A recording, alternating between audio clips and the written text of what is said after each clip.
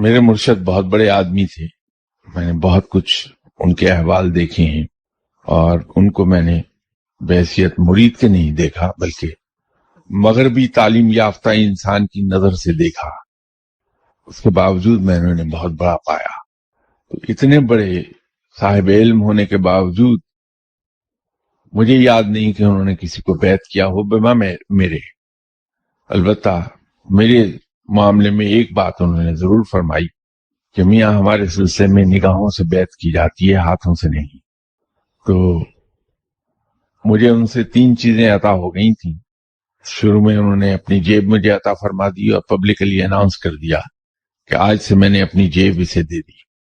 پھر publicly announce کیا کہ میں نے آج سے اس کو اپنا بیٹا بنایا ہے، یہ میرا بیٹا ہے۔